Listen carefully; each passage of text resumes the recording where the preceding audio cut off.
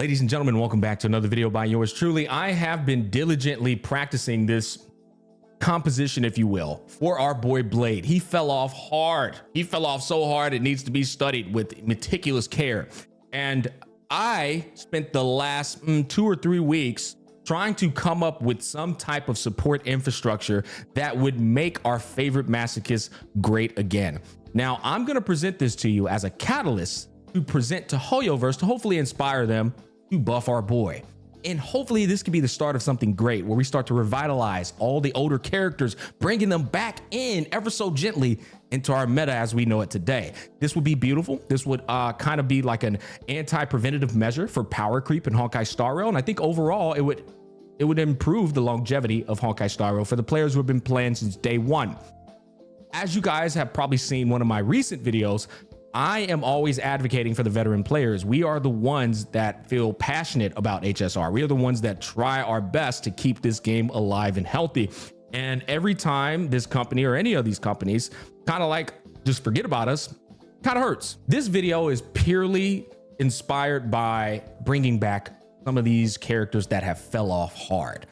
So I ask you, the community, my community, but also the HSR community, scrutinize this thing I've cooked up. Holy mother of God. Sebo Florane, thank you for the 10 tier. Holy 10 tier 1 subs. God damn it, Bobby. Thank you. I'm sorry. I'm keeping this in the video, bro. They showing way too much love, man.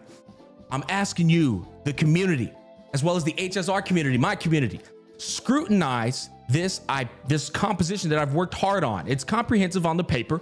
We're gonna go over this one by one. Mickey Licky. Mickey Licky just subscribed. Chat, man, my ADHD can't handle this shit, bro. My ADHD can't handle this shit. All right, I'm starting to. Chat is showing me their final form. This will never end. Fucking dude, my brain is scattered right now, chat. Yo, the Sundere, man, thank you for the prize song. TS_and just. So I'm asking you, the community, to please scrutinize this Blade composition that I have laid out. I've taken great and careful consideration with the complexity of the ever expanding roster of Honkai Star Rail. The more paths they drop, the more elements they drop, the more intricate kits of characters they drop, the more difficult it becomes to create a character to buff the needs of Blade exclusively. I've taken all of this into consideration, so that we could get a good character for our boy Blade. All right. So I'm not saying it's perfect. It is merely a catalyst for you guys to help me bring a kit that we can present to Hoyoverse, and hopefully they just take inspiration from it and cook up something for our boy Blade. We're going to do this more with other characters that we feel have been washed and died down due to power creep and just, you know, the freaking progression of Honkai Star Rail patch after patch. With that said, let's go ahead and get into it. First line, the Blade Cook.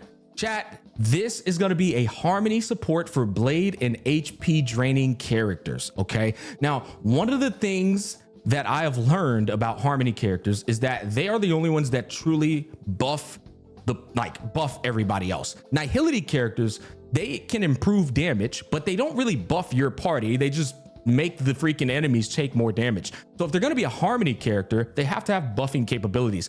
But this character is going to be interesting because taking into consideration the masochist kit design of Blade, I had to think about this kind of outside the buff. HP induced, you know, taking away life and giving a buff in return for that.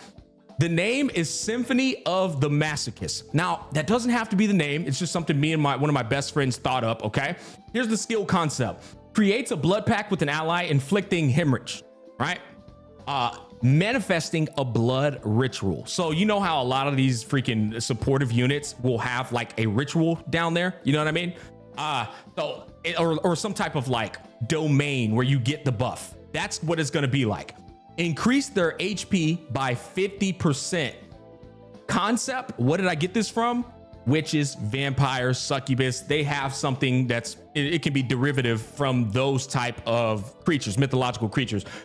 So one more time, she's gonna create a blood pack, right, with Blade, inflict hemorrhage on him, manifest a blood ritual from taking that blood from him, and then increase his HP by 50%. Okay, that's the first thing, but let's continue on. Upon casting the ability, trigger bleed immediately. This is massive for Blade because it's already going to give him a stack towards him triggering his follow-up attack. All right, once per turn, inflict hemorrhage on target ally. So that means every time Blade pops up, just like getting hit with a dot, he's going to take that hemorrhage on the chin, and that's going to give him a dot. So this kind of basically ramps up Blade's ability to trigger follow-up attacks more frequently. That, in my opinion, is one of the like very small ways to improve Blade's kit as a DPS. Now, what does hemorrhage entail? It's a 5% HP drain, and it stacks up to 5 times. The max it's gonna take away is gonna be a 25% HP drain. So chat, once he takes 5 hemorrhages on the chin, it's gonna be a 25% HP drain at max stacks every time his turn pops up. Does that make sense? So you might be thinking, holy shit, that's a lot of HP drain. Bro's probably going to die. Keep in mind though, when Blade triggers his follow-up attack, he's gonna get health back. Furthermore, he's also getting a 50% HP increase from the supportive character. So his 50% HP remaining is a shit ton of HP remaining, right? It's not like it's 3K remaining. It's probably more like 6K remaining. I'm thinking this kit can ramp his health pool up to maybe like 12K, depending on mid-maxing and stuff like that. All right, in addition, all allies' basic attack, skill, follow-up, and ultimate will deal additional damage equal to 40% of their HP. At max stacks, ignore 20% defense. Chat, you might be thinking that sounds absurd, but you have to understand here, the one thing about Blade is that his light cone has no defensive shred. His intrinsic kit has no defensive shred. His infrastructure doesn't even have defensive shred. Branya, she doesn't do it either, you know? So it's like, I thought if this support is going to be good for Blade, they obviously have to be HP, and they have to give him values that don't exist right now, and it's the reason why he's weak. So defensive shred or vulnerability increase are kind of the only things that can really help Blade ramp up his damage. He has the crit rate, he has the additive damage bonus to a degree with his skill, and he has the crit damage, he has the HP, but he doesn't have defensive shred. So I thought it would be fair to give that defensive shred. Now here's the thing. At max stacks, ignore 20% defense. That means he has to take five hemorrhages on the chin before he gets the ignore 20% defense. Furthermore, this ensures that all the other characters in the game that don't scale off of HP won't be broken, right? Blade's HP scaling and other HP scaling characters can truly benefit from this, but somebody who doesn't scale off of HP, they're not really gonna benefit from this bad boy right here. Again, keep in mind, chat, when you're building these kits, we have to design them in a way that makes one character strong without making other pre-existing characters broken. That's why it's very difficult to design these characters as more characters come out, because it becomes a fucking complexity shit show, right? A gravitational complexity shit show. So we have to put things in there that are only buffing Blade, or HP induced characters in the future that are going to be coming out. It's future proof too, without making pre-existing characters broken. So, and at the end of the day, again, I'm not saying this is the perfect fucking concept. All right, scrutinize it, but let's build something that can be truly, it can come into fruition in the game down the road, and then Blade hopefully gets that love. All right, Trace 1, all party members ignore 1% of enemy defense for every 100 HP above 5,000 HP, stacking up to 20 times. Again, more defensive shred, but not easy to acquire. You have to have a lot of HP to even gain this right here. You have to have HP, right? So it's not like you can throw pre-existing broken characters that don't scale off HP in this team and make them broken, because if they don't have over 5,000 HP, they're just not gonna really get this benefit. So it's a good safe measure to ensure that only Blade and HP characters are gonna get this benefit. All right, now let's go ahead and scroll down some more. Okay. Actually, you know what? Before we go any further, chat, is if anybody has really been locked in, what do y'all think about this? What do y'all think about this so far? Chat, y'all think I'm cooking or y'all think I'm overcooking? So we can do a quick little recap here. This is all entailing the skill with some of the traces. Balanced? I thought it was pretty balanced too. You cooking? I spent a lot of time thinking about this, chat. I really did. I spent a lot of time thinking about this, trying to be as fair as I possibly can. And thankfully, I understand the formulas of the game, so I know I'm not like, I'm not doing things that are insane. So that is just the skill on top of unlocking their traces. Now, before we go any further, one thing I've noticed about Honkai Star Rail, and you guys can go check it, all Harmony characters, at most, 2 of their traces actually like really provide some really like beneficial buffs to the team for damage purposes. But 1 or 2 of them always, almost always, is just like beneficial only for them. Like when their turn pops up, regenerate 5 energy, or when they attack with a basic attack, regenerate 10 energy. They never actually give 3 traces that are all just like damage increase to the team, damage increase to the DPS. It's usually like 1 or 2, and then 1 of the other traces is purely beneficial to the support. So I took that into consideration when I was making these traces, chat. All right, so let's go down. Hey. Bejajito just subscribed. Bejajito, thank you for the Prime sub, baby. I appreciate that. Hold up. You know what? Chat's giving me some feedback. I like it, but there needs to be more HP scaling DPS for this character to work. Just having Blade by himself would be anticlimactic for a character like this. Noob, I agree, but that's also why I'm designing the kit to where it doesn't only pertain to Blade. This is going to pertain to any HP scaling or masochist induced characters that come out in the game futuristically. Does that make sense? It's only for Blade because that's all we can envision right now, but I'm taking into consideration that they're going to drop more HP characters that are probably going to be a dual DPS format with Blade on the team. Because I feel like one thing about Blade's kit, it's similar to Topaz's. It ages like fine wine in the sense that he can always be a dual DPS variable on these teams no matter what happens. So I'm taking into consideration futuristic. It's not just Blade, okay? Have you considered like a Thorns character? Counts as an attack, but it also deals damage to allies. Yes, we did consider that, brother. I just didn't cook anything up for it. But chat, I'm telling you, I'm down to make more videos about this. I'm so down to make more videos like Thorns characters. Chat, we can do it. We can cook all this shit. But let me finish on this, okay? Because we do got a sponsor to get to right after this. And then we got HSR 2.7. Incantation Circle. Brace 2. All right, so this means while you're inside of the Incantation Circle, each time the Blood Pack ally receives damage, increase damage received by the enemy by 5%, stacking up to 5 times. Now, this might not work because this is stepping in the realms of a Nihility character, right? But you know how sometimes in Honkai Star Rail, they have these debuffs that they don't consider debuffs? That's kind of how I view this. I view this as like, well, it's kind of just comes with the blood ritual. It's not really a debuff. It's just if you're inside of the ritual, then this is actually going to be, applied to the enemy. Again, this is something that Blade starves for, vulnerability as well as his infrastructure. So him and Jade can benefit from this. Him and Jade can benefit from some of the defensive drain as well. And him and whatever HP character will be able to benefit from that. So that's trace 2. The final trace is advance forward by 25% when battle starts. I've come to realize a trend here in HSR that a lot of the characters have this advance forward so that you can start off with their buff and maybe even their ult before anything gets shaken.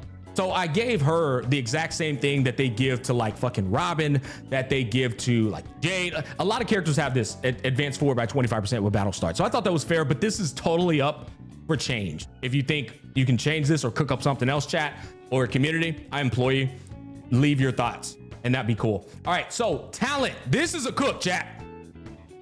Activate ability, right? Deal AoE to enemy after Blood Pack target loses a set amount of HP. This is Blade. Once Blade loses a certain amount of HP, this bitch is then gonna trigger her passive talent that's gonna do a massive like blood spike, explosion, whatever. It's gonna be a passive, it's kind of like a follow-up attack, but I didn't make it a follow-up attack because I didn't want follow-up trope getting more benefits. So I made it, this is considered additional damage instead of this is considered follow-up attack. That's because it would delve in and touch into the realms of a follow-up trope, which is not good. We already got follow-up like popping off. So I made it additional damage like Robin. Yes, Sarah, like Robin. Anyways, if only one enemy is on the field, deals all damage to that target instead. So it can do single target damage if there's one target remaining, or it can do AoE. This ability has a set crit rate and crit damage rate of 100 and 150, just like Robin's kit. What I've noticed, Hoyoverse likes to take pre-existing ideas and put them on other characters. I kind of went with that same thought process. So once Blade loses 10,000 HP, this passive is gonna fill up and it's gonna proc and do AoE damage that's guaranteed to crit, okay? Or single target. Now, the other thing I wanted to do, which one of my best friends thought about this, chat, he said it would be cool if this talent is an activate talent. Y'all know when you fight Sunday, the weekly boss, you have that train that you can manually activate to fucking hit the weekly boss. He was saying, what if HSR starts dropping characters that have abilities like that are passive? So I was like, oh fuck, that's genius. That's a cook. So I think that is a possibility to where you're in charge of when you can activate this ability. I think that would be so fucking cool, and it would actually be like an improvement upon the current battle system. And it's already in the game. The coding is already in the game. So imagine we get like characters like this, their passive ability fills up, and you see the little animation in the corner, and you're like, oh, you know what? I'm gonna save that for the 0 cycle. We're gonna go into the next one, and I'm gonna open up with that ability. I thought that would be pretty fucking cool, but it wasn't my idea. It was his. It was Genius' idea. Okay, chat. I know this is long-winded, but I worked really hard on this shit because I wanted I want my boy Blade to be great, man. We put a lot of brain power into this.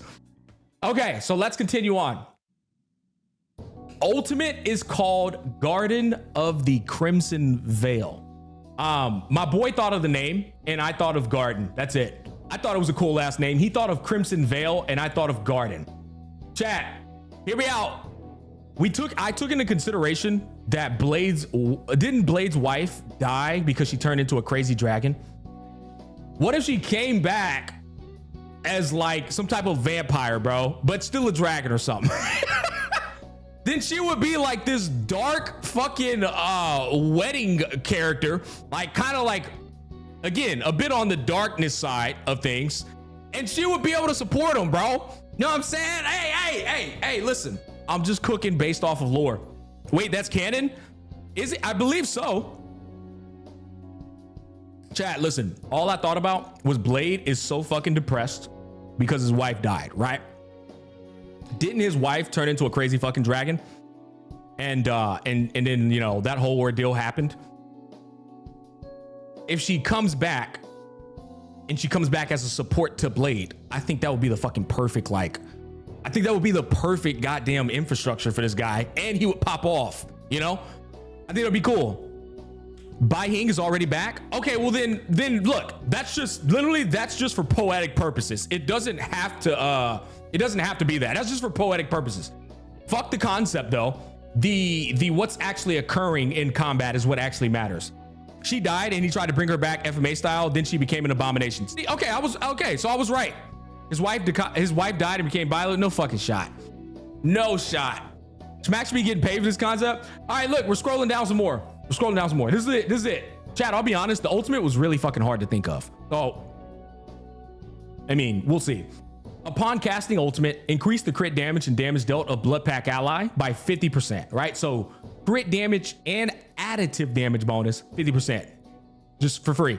In addition to this, deal blood spike damage each time Blade deals damage to the enemy, equal to, I just made up a multiplier. They can do that math on their own. I put 250% of HP, but basically it's the same thing as Robin. Basically every time he attacks, she attacks, but it's just for Blade. It's not every time anybody on the team attacks. It's only for the character that she did the blood pack with. This was to make sure that it wasn't gonna be fucking absurdly broken. Cause I think if you apply this to the whole team, then it's actually gonna be absurdly broken. So I think it should be confined to the person she's sharing the blood pack with. The ultimate, like I said, I think it still might need a little bit more cooking, but for the most part, this is a kit, better or like, you know, regardless of the scrutiny, it could work to bring back a Blade, and it could work to make HP characters and the whole HP and masochist trope function based off of what we have in the game right now. I think Trace 1 should not be team-wide. Nah, I think it's a reach. All party members ignore. Nah, I think it's a reach because you have to understand. So look, I'll go ahead and explain this to you. You're saying it shouldn't be team-wide, which means you're insinuating that it's broken. One, you have to take in consideration what already exists in the game, right? They have plenty of team-wide buffs in the game, like Ron Mays, 20% defensive shred, team-wide. All-type rest pin, team-wide. And at 70% additive damage bonus, team-wide, right? Robin, bunch of attack, team-wide. I think you're speaking from a respectful place of ignorance of not knowing how the multipliers work. That's completely fine. What would actually tip it over the edge is if you started doing this team-wide as well. Anyways, that is the Blade Cook, all right? I think it's got some potential. How long does the ult last? I didn't put that part in there. I'm gonna let the community cook that up. Hey, listen, go ahead, scrutinize it to the maximum degree, add in your input, do what you can, and maybe we'll make a follow-up video to this. But ultimately, this is just a catalyst to get the devs to fucking listen. All right, we need Blade to come back. We need all the other units that fell off to come back eventually. That's gonna wrap it up. Thanks for watching. Peace, love, and happiness, and I'll catch you guys on the flip side.